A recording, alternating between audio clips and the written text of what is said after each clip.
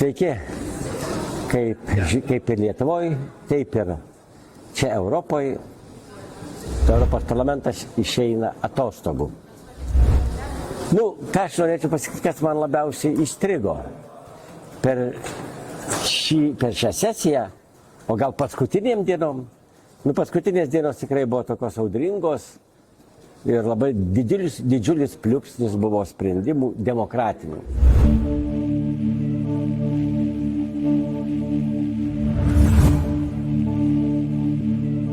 Tai paprasčiausiai pirmas sprendimas tai jau priėmėm vadinamas čiatų arba visų elektroninių paštų, žinučių, e-mailų kontrolę. Visi galės kontroliuoti. Dabar jeigu tu kažkam to nusiųsi nuotrauką vaiko, ar tau atsiųs vaiko, ar nuotrauką, jau tu būsi faktiškai pedofilas. Nors kiek atrodo atliko tą tyrimą, iš 2 milijonų gal tik vienas, ten kažkuo įtartinas.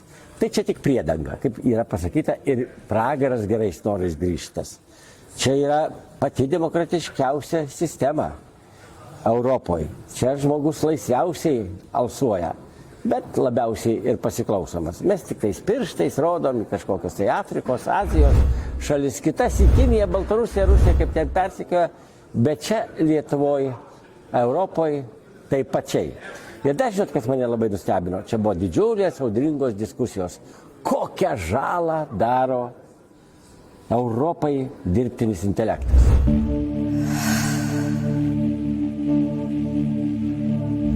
Aš jau kalbėjau Europos parlamente. Jau Europą tik kontroliuoja. Jie negamina nei telefonų, nei programinių įrenginių, nei kompiuterių. Nieko. Atsiliko. Bet kontroliuoja panašiai kaip Putinas.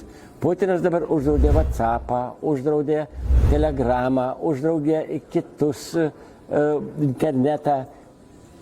Kad nori žinot, ką žmonės daro ir kad nerašytų, ko nereikia. O Briuselį tas pats.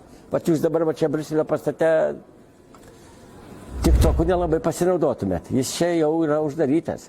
WhatsApp'u, jei nori pasireklamuoti, kad susimokėt, kad labiau didesnė sklaida būtų tavo kažkokio tai klipo. Ne, jau tu nepasireklamuosi. Rašo, kad ES nuostatom remiantis negalime skleisti informacijos.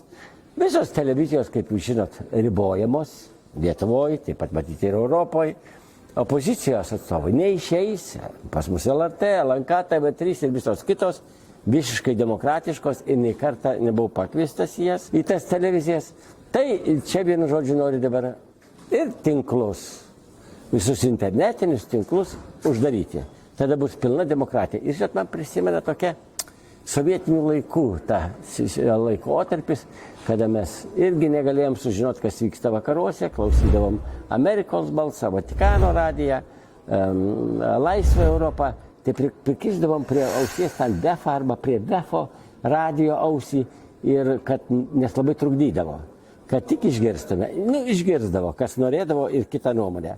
Nežinau, gal čia jau dabar yra tas tikrai stipriau ribos Europos parlamentas, nes dabar technologijos įsivystę, tikrai labai stipriai ribos tą mūsų internetinis portalas. Dar vienas dalykas mane labai nustebino, kas vyksta pačiom demokratiškiausiai pasaulyje Europoje.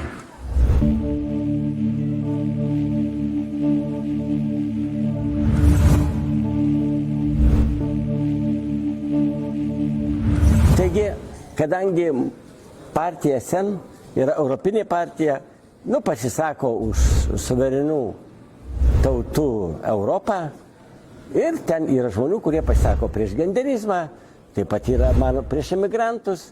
Tai kadangi partijos pirmininkė Alisa Vokietė pasakė, kad ten, kur yra klasėse dauguma musulmonų, nelabai jaučiasi jaukiai kitų tautybių vaikai, ją padavė į teismą, teismą laimėjo Vokietijai, aš įsivaizduoju, kad laimėjo teismą Vokietijai, kad čia jokios nėra rasizmo ar ko.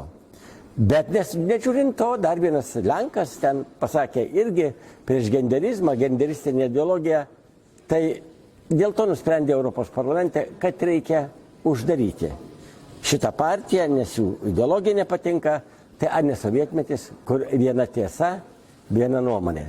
jinai teisingiausiai. Nors dabar sako, kad čia demokratinė sistema.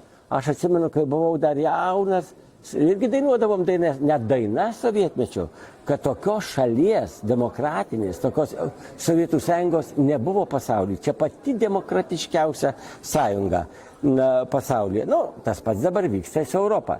Tai, kad mes labai sparčiai jau pasivijom Kiniją, Rusiją ir Baltarusiją, einam tuo pačiu keliu, kritikuodami juos. Nu ir dar vieną mintį pasakysiu.